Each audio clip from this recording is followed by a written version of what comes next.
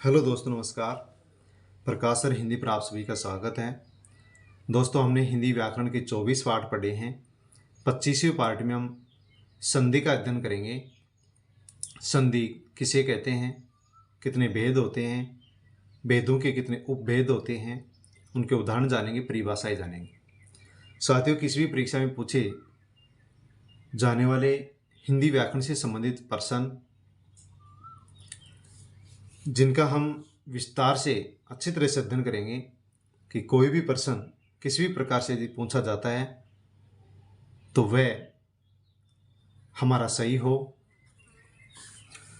तो हिंदी व्याकरण के 25वें पार्ट में संधि का अध्ययन करेंगे।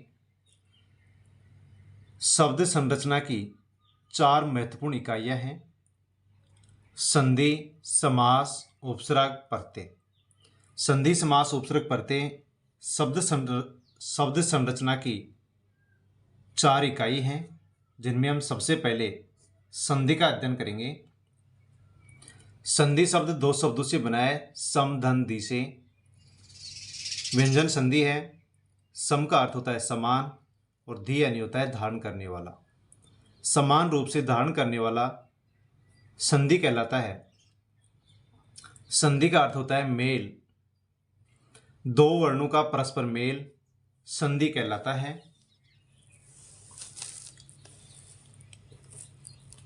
जब 2 वर्णों का परस्पर मेल होता है एवं उनके मिलने से शब्द के उच्चारण एवं लेखन में परिवर्तन हो जाता है तो उसे संधि कहते हैं।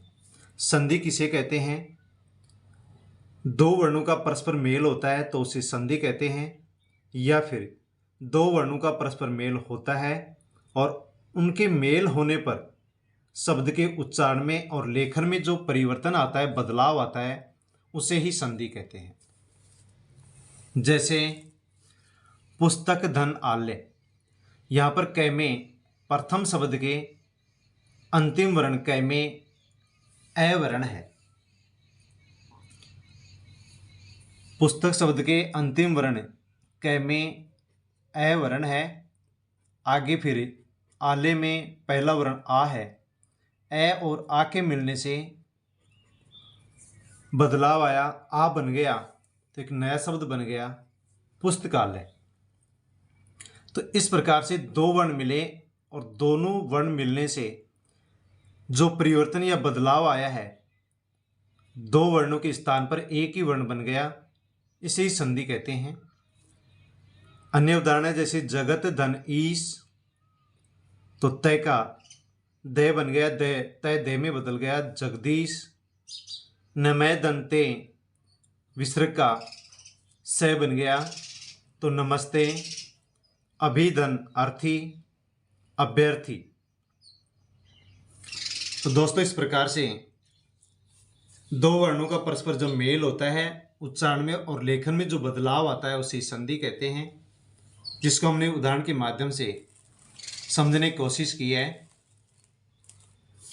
यदि वर्णों के आपस में मिलने से उच्चारण एवं लेखन में कोई परिवर्तन नहीं होता है तो उसे संधि नहीं मानकर संयोग माना जाता है। यदि 2 वर्ण आपस में मिले और मिलने से उनके उच्चारण और लेखन में कोई किसी प्रकार का बदलाव ना हो, परिवर्तन ना हो, तो उसे संधि नहीं कहकर संयोग कहते हैं। जैसे दुर्धन अवस्था, तो यहाँ पर रे के नीचे हलंत है, स्वर नहीं है, ए स्वर रे में जुड़ गया तो एक शब्द बन गया दुरावस्था। यहां पर शब्द है दुर्वस्था, तो यहां पर रे स्वर रहित है जिसमें स्वर मिल गया तो एक शब्द बन गया दुर्वस्था। तो यहां पर किसी प्रकार का कोई बदलाव नहीं हुआ है तो इसे हम संधि नहीं मानकर संयोग कहेंगे। अन्य उदाहरण है जैसे युग, धन, बोध। दोनों शब्द मिल गए हैं, युग, बोध, किसी प्रकार का कोई बदलाव नहीं हुआ है तो संयोग है। अंतर्धन आत्मा, रे स्वर रहित है, आ मिल गया अंतरात्मा, तो यहां पर भी संयोग है। प्रथम शब्द का अंतिम वर्ण और दूसरे शब्द का प्रथम वर्ण मिलकर उच्चारण और लेखन में कोई परिवर्तन करता है तो उसे संधि कहते हैं।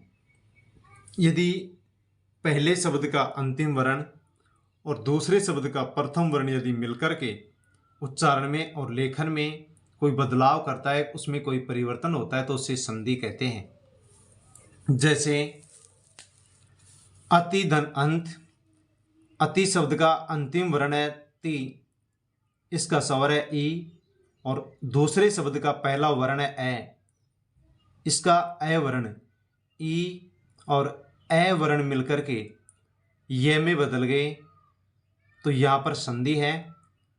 शब्द बन गया अति धन अंत से अत्यंत।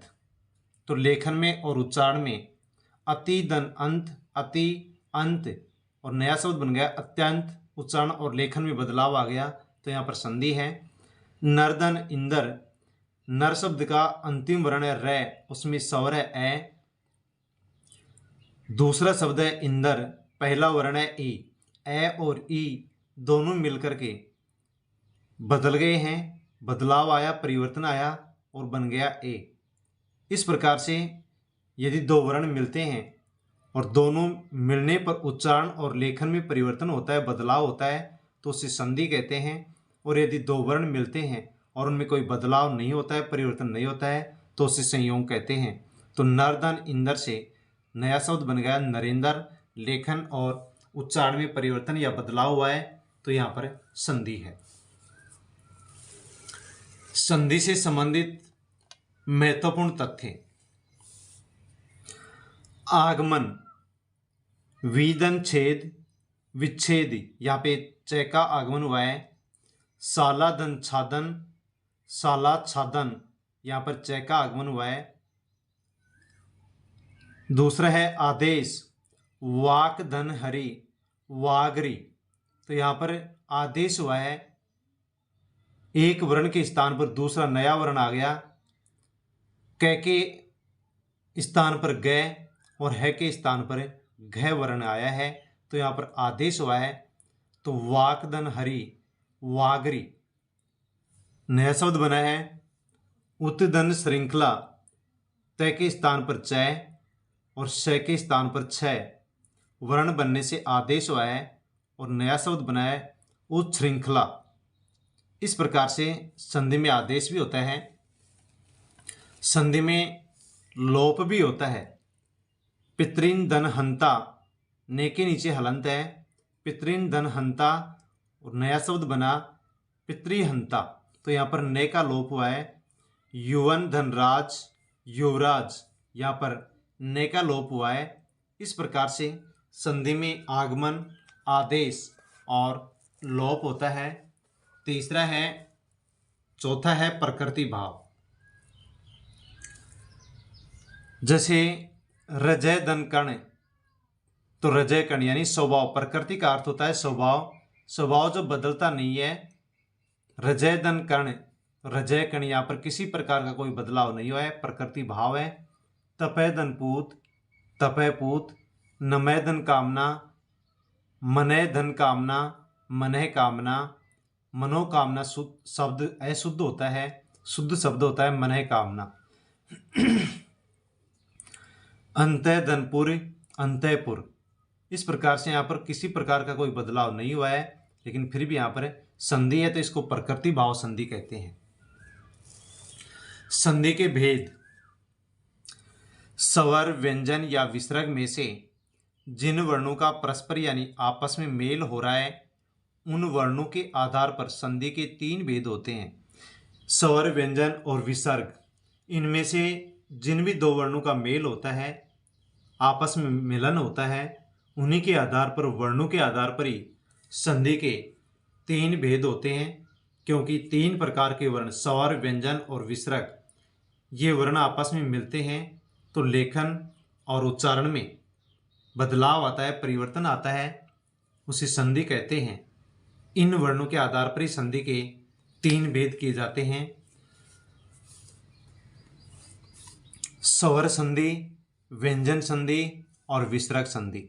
स्वर संधि में स्वर से स्वर मिलता है, व्यंजन संधि में व्यंजन से स्वर मिलता है स्वर से व्यंजन मिलता है और व्यंजन से व्यंजन मिलता है। विसर्ग संधि में विसर्ग से या तो स्वर का मेल होता है या फिर व्यंजन का मेल होता है। तो स्वर संधि में स्वर से स्वर का मेल, व्यंजन संधि में स्वर का व्यंजन से, व्यंजन का स्वर से या फिर व्यंजन का व्यंजन से, और विसर्ग संधि में विसर्ग का स्वर या व्यंजन से मेल होता है। तो इस प्रकार से संधि के 3 भेद होते हैं। सबसे पहले हम स्वर संधि का अध्ययन करते हैं। स्वर संधि, स्वर से स्वर का मेल होगा तो स्वर संधि होगी। जब किसी स्वर के बाद स्वर आ जाए, जब किसी स्वर के बाद स्वर आ जाए तो स्वर के उच्चारण और लेखन में परिवर्तन होता है, उसे स्वर संधि कहते हैं। कि जब स्वर के बाद में स्वर आ जाए और स्वर के उच्चारण और लेखन में बदलाव हो जाए, परिवर्तन हो जाए, तो वहाँ पर स्वर संधि होती है। जैसे निधन आय न्याय, यहाँ पर जो ई स्वर है उसका यह बन गया है और न का न। निधन आय न्याय, विधन अर्थ व्यर्थ, रतन धन अवली रत्नावली। तो ये स्वर संधि के उदाहरण हैं। स्वर संधि के भेद 5 होते हैं। दीर्घ स्वर संधि, गुण स्वर संधि, वर्धी स्वर संधि, यण स्वर संधि और 5वां भेद है अयादि स्वर संधि। स्वर संधि के 5 भेद होते हैं: दीर्घ, गुण, वृद्धि, यण और अयादि स्वर संधि। स्वर संधि के 5 भेद होते हैं, उनमें से हम पहला भेद पढ़ते हैं, दीर्घ स्वर संधि। संधि के 5 भेद और स्वर संधि के 5 उपभेद होते हैं, उनमें से पहला उपभेद का अध्ययन हम करेंगे, दीर्घ स्वर संधि का। दीर्घ का अर्थ होता है बड़ा होना, वर्ण बढ़ जाता है, बड़ा हो जाता है। यदि ए आ के बाद में ए या आ स्वर आ जाता है तो दोनों के स्थान पर आ स्वर बन जाता है, जिसकी मात्रा इस प्रकार से होती है। ई के बाद में ई स्वर आ जाए तो दोनों के स्थान पर ई स्वर का आगमन हो जाता है, जिसकी मात्रा इस प्रकार से लगाते हैं। ऊ के बाद में ऊ का आगमन होता है तो दोनों के स्थान पर ऊ बन जाता है, जिसकी मात्रा इस प्रकार से प्रयोग में ली जाती है।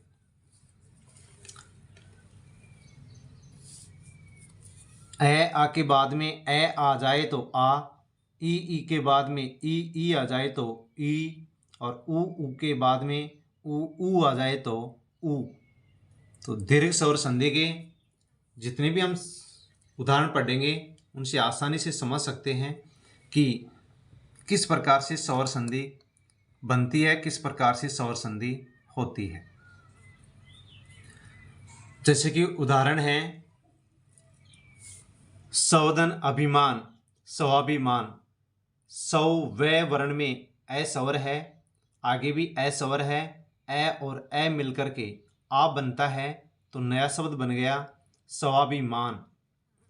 पूर्ण धन अंक, पूर्णांक, छात्र धन आवास, छात्रावास, सभाधन अध्यक्ष, सभाध्यक्ष। यहाँ पर आ वर्ण है, आगे ए वर्ण है, आ और ए मिलकर के आ बन गया। काराधन आवास, कारावास, प्रतिधन एक, प्रतीक। छोटी ई और छोटी ई मिलकर के बड़ी ई बन जाती है तो प्रतीक में बड़ी ई का प्रयोग हुआ है। हरिधन ईश, हरीश। यहाँ पर छोटी ई है, आगे बड़ी ई है, छोटी ई और बड़ी ई मिलकर के बड़ी ई में बदल गए हैं तो हरीश। फणिधन इंदर, फणिंदर। कपिधन ईश, कपीश। चिरधन आयु, चिरायु। इस प्रकार से दीर्घ स्वर संधि में आ, ई और ऊ में लेखन और उच्चारण में बदलाव आ जाता है। अन्य उदाहरण है दीर्घ स्वर संधि के, सती धन ईश सतीश, यहाँ पर बड़ी ई और आगे भी बड़ी ई और बड़ी ई मिलकर के बड़ी ई का निर्माण कर रहे हैं दोनों के स्थान पर, तो सतीश हो गया। ती में बड़ी ई और ई में बड़ी ई दोनों मिलकर के बड़ी ई में बदल गए, तो यहाँ पर दीर्घ स्वर संधि है। भानुधन उदय भानुदय, छोटा ऊ मिलकर के बड़ा ऊ में बदल गया, भानुदय दीर्घ स्वर संधि है। लघुधन ऊर्मी लघुर्मी, वधुधन उक्ति वधुक्ति। चमोधन ऊर्जा बड़ा ऊ मिलकर के बड़ा ऊ में बदल गए, चमूर्जा। भूधन ऊष्मा भूष्मा, कोमल धनंगी कोमलांगी। महाधन आस्य महास्य। रविधन इंदर रविंदर, महीधन ईश्वर महीश्वर, बड़ी ई और बड़ी ई मिलकर के बड़ी ई में बदल गए हैं, तो महीश्वर दीर्घ स्वर संधि है। कटुधन उक्ति कटोक्ति, छोटा ऊ मिलकर के बड़ा ऊ में बदल गए हैं, कटोक्ति। सरयुधन ऊर्मी सरयूर्मी, बड़ा ऊ दोनों मिलकर के बड़ा ऊ में बदल गए हैं, तो यहाँ पर दीर्घ स्वर संधि है, सरयूर्मी। किसी भी वाक्य में यदि हमें आ ई और ऊ की मात्रा दिखाई देती है, तो वहाँ पर प्राय हमें दीर्घ स्वर संधि देखने को मिल जाती है। स्वर संधि का दूसरा उपभेद है गुण स्वर संधि। गुण स्वर संधि में ए आ के बाद में ई आने पर दोनों वर्ण ए में बदल जाते हैं, जिसकी मात्रा एक होती है, जो ऊपर वर्ण के ऊपर लगाई जाती है। ए आ के बाद में ऊ आए तो दोनों वर्ण मिलकर के ओ में बदल जाते हैं। ए आ के बाद में री आता है तो दोनों वर्ण मिलकर के आर में बदल जाते हैं। रे के नीचे हलंत का प्रयोग किया जाता है। तो गुण स्वर संधि में ए आ के बाद में यदि ई आता है तो दोनों वर्ण मिलकर के ए में बदल जाते हैं, जिसकी मात्रा इस प्रकार से हम वर्ण के ऊपर लगाते हैं। जैसे नरधन इंदर नरेंद्र, तो यहाँ पर हम देख सकते हैं कि रे में ए स्वर है और आगे इंदर में ई स्वर है। ए और ई मिलकर के ए बनता है और ए की मात्रा हम इस प्रकार से लगाते हैं। तो नरधन इंदर नरेंद्र, मृगधन इंदर मृगेंद्र, नरधन ईश नरेश, गणधन ईश गणेश, उपधन इक्षा उपेक्षा।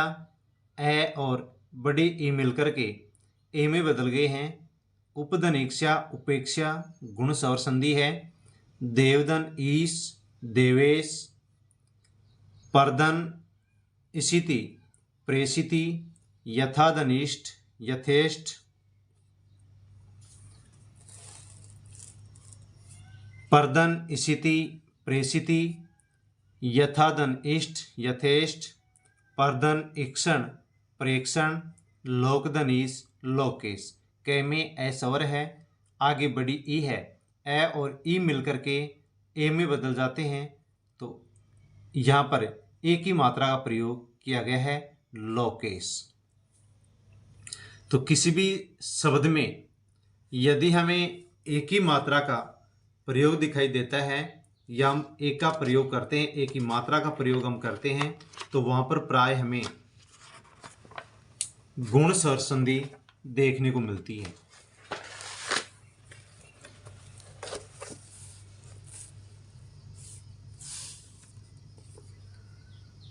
गुण स्वर संधि में ए और आ के बाद में यदि ऊ आता है तो ओ बन जाता है, जिसकी मात्रा हम इस प्रकार से वर्ण पर लगाते हैं। यदि ए आके ए आ दोनों में से एक वर्ण आ जाए, आगे ऊ दोनों में से एक वर्ण आ जाए, तो दोनों मिलकर के ओ में बदल जाते हैं और ओ की मात्रा का प्रयोग इस प्रकार से किया जाता है। जैसे सूर्य धन उदय। तो सूर्य में य में ए स्वर है, आगे ऊ स्वर है, ए और ऊ मिलकर के ओ में बदल जाते हैं और ओ की मात्रा इस प्रकार से लगाई जाती है। तो सूर्यधन उदय, सूर्योदय, महाधन उत्सव, महोत्सव, सैधन उत्साह है, सोत्साह है, अन्यधन उक्ति, अन्योक्ति, प्रसन्नधन उत्तर, प्रश्नोत्तर, पूर्वधन उक्त, पूर्वोक्त, जलधन ऊर्मी, जलोर्मी, ए और बड़ा ऊ मिलकर के ओ में बदल गए हैं, जलोर्मी गुण स्वर संधि है। वीरधन उचित, वीरोचित, सहधन उदर, सहोदर, है में ए स्वर है, आगे ऊ स्वर है, ए और ऊ मिलकर के ओ में बदल गए हैं, सहोदर। तो यहाँ पर गुण स्वर संधि है। गंगा धन उदक, गंगोदक। गुण स्वर संधि में ए आ के बाद में यदि री का प्रयोग होता है तो दोनों वर्ण मिलकर के अर में बदल जाते हैं। ए आ दोनों में से एक वर्ण आए और उनके आगे यदि री आता है तो दोनों वर्ण अर में बदल जाते हैं और रे के नीचे हलंत का प्रयोग किया जाता है। जैसे देवरसी। तो यहाँ पर हम देखें कि देवरसी वे में ए स्वर है और आगे रे का प्रयोग किया गया है। देव ए में वे में ए है और आगे री वर्ण है। ए और री दोनों वर्ण मिलकर के अर बन जाते हैं, रे के नीचे हलंत का प्रयोग होता है। तो देव का तो देव हो गया, ए स्वर को वे में प्रयोग कर लिया गया और रे का रे बन गया, तो स्वर रहित है रे, जिसको के ऊपर लगा दिया गया है और सी का सी, देवरसी। देवधन रसी, देवरसी, देवधन ऋण, देवरण, शीत धन ऋतु, शीत ऋतु। री का यहाँ पर रे बन रहा है, ए आ का तो ए बन जाता है और री का रे बन जाता है, शीत ऋतु। वर्षा धन ऋतु, वर्ष ऋतु। यहाँ पर वर्षा ऋतु नहीं आएगा, वर्ष ऋतु आएगा। ये शब्द एकदम शुद्ध है, शरत वर्ष ऋतु, क्योंकि ए आ का ए बन जाता है और री का रे बन जाता है। अधम धन ऋण, अधमरण, अधम धन ऋण, अधमरण, सप्त धन ऋषि, सप्त ऋषि, बसंत धन ऋतु, बसंत ऋतु, राज धन ऋषि, राज ऋषि। तो हम एक शब्द के माध्यम से और भी इसको समझ सकते हैं। जैसे कि शब्द है वर्षा धन ऋतु। तो यहां पर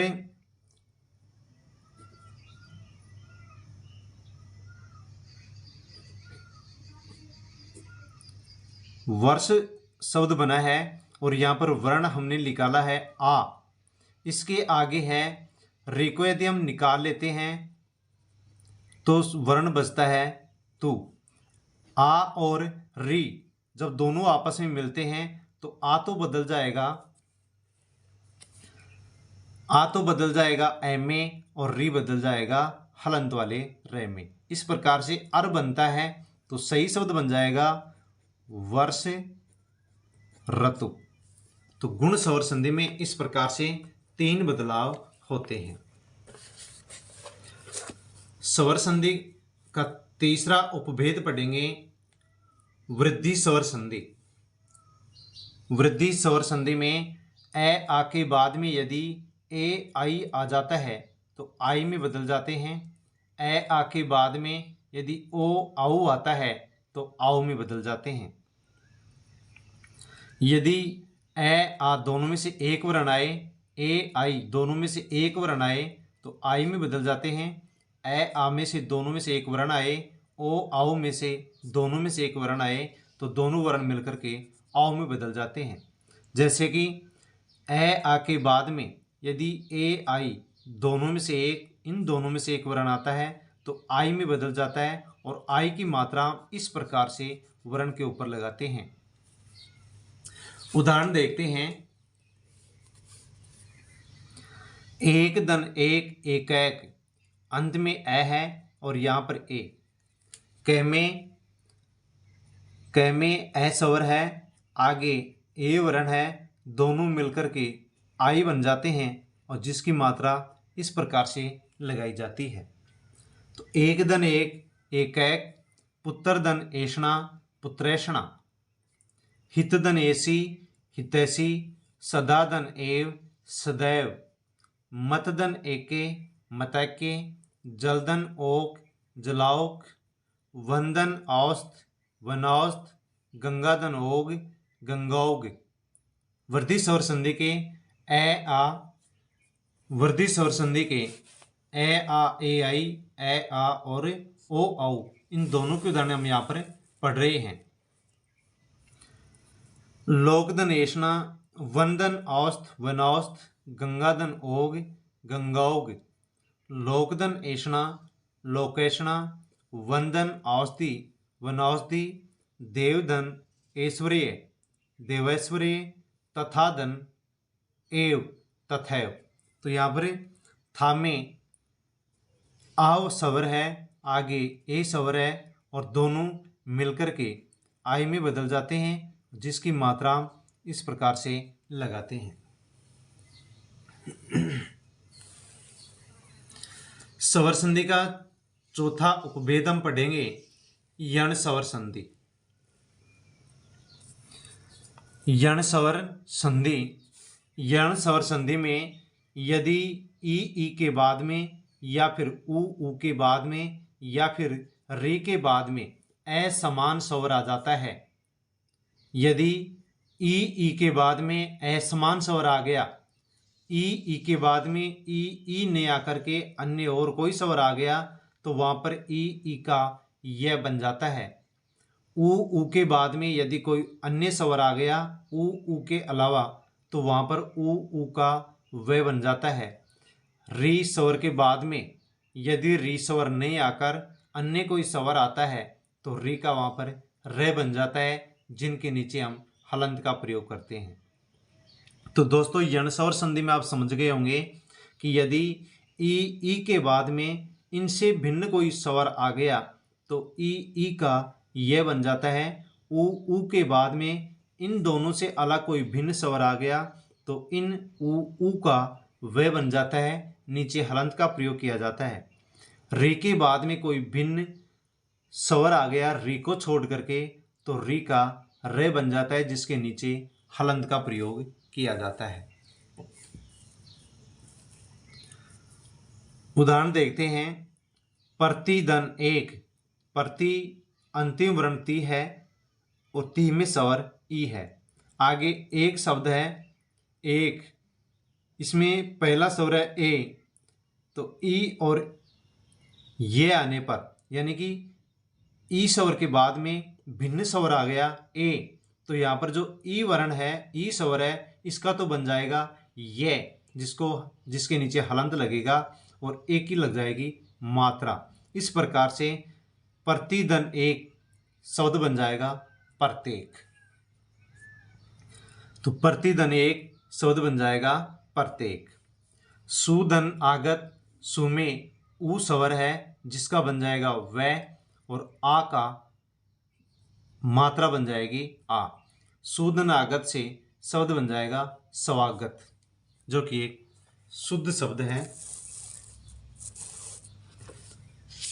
यण स्वर संधि के हम अन्य उदाहरण पढ़ते हैं।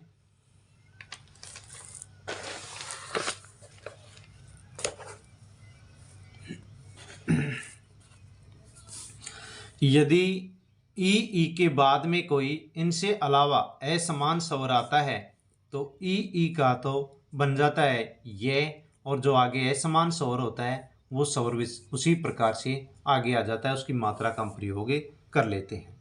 जैसे विधन आयाम, तो यहाँ पर छोटी ई का प्रयोग हुआ है, आगे से भिन्न स्वर आ आया है, तो आ का तो जो मात्रा हम प्रयोग करते हैं वो लग जाएगी और ई का बन जाएगा ये। और जो जिस वर्ण पर ई की मात्रा लगी हुई है वह स्वर रहित हो जाएगा। तो वह तो हो गया स्वर रहित। ई का बन गया ये, आ का यहाँ पर मात्रा लगाई दी गई और याम का याम, तो बन गया नया शब्द व्यायाम। वी धन आयाम व्यायाम। अभी धन अर्थी अभ्यर्थी। यहाँ पर छोटी ई है, आगे भिन्न स्वर ए है, तो छोटी ई का तो बन गया ये जो कि स्वर रहित है। ए का प्रयोग कर दिया गया इसमें, तो ए का प्रयोग हो गया और जिस वर्ण पर छोटी ई है ये हो जाएगा स्वर रहित, तो बन जाएगा अभ्यर्थी। अभिधन आस अभ्यास। अतिधन अंत अत्यंत। अतिधन आचार अत्याचार। ऊपरी धन उक्त उपयुक्त। इतिधन आदि इत्यादि। विधन अर्थ व्यर्थ। अधिधन अक्ष अध्यक्ष। प्रतिधन आशा प्रत्याशा। प्रतिधन आय, तो बन गया शब्द प्रत्यय, और विधन आय बन गया वे। तो यहाँ पर छोटी ई का तो बन गया ये और वह हो गया स्वर-रहित। वह तो हो गया स्वर-रहित, ई का बन गया ये स्वर-रहित। इस ए की मात्रा यहाँ पर लगा दी गई तो हो गया स्वर सहित और ये का ये। विधन आय वे।